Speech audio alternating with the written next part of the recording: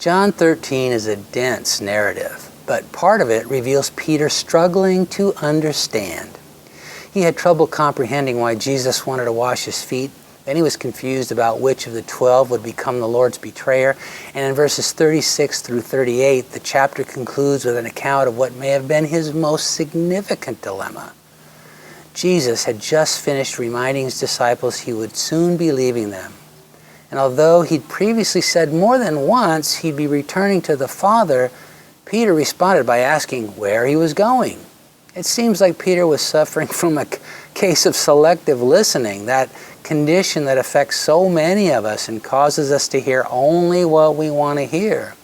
It's as though he just didn't want to deal with the Lord's departure, so he blocked it out until the imminence of it suddenly broke through and his thoughts were trying to catch up. Jesus answered him by restating what Peter had already twice heard him say to the religious leaders. He'd told them he was going somewhere he couldn't be followed. But this time, in his direct response to Peter, he added the word now. In stark contrast to what he'd said to the scribes and Pharisees, the addition of that one word unveiled a spectacular promise. He told Peter that although he couldn't follow him now, he would later.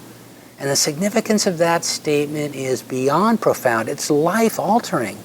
When the moment arrives that by faith we accept the truth that his cross, resurrection, and ascension open the way for us to step across the sin divide and be with Jesus eternally, everything about our lives on this side of that threshold changes.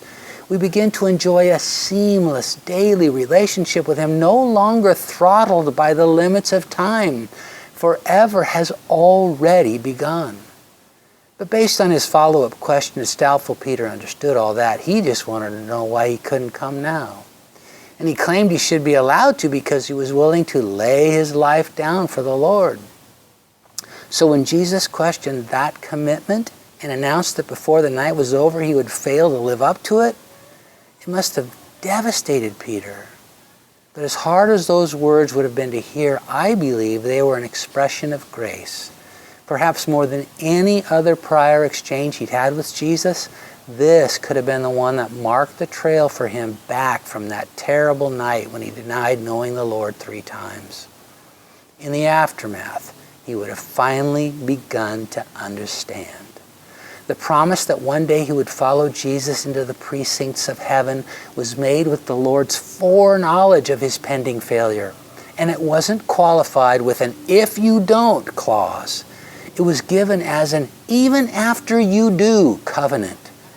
And as the fog of his failure was clearing, he would have also realized his eternal destiny could never be based on his willingness to lay his life down for Jesus. It could only be secured because Jesus was willing to lay his life down for him.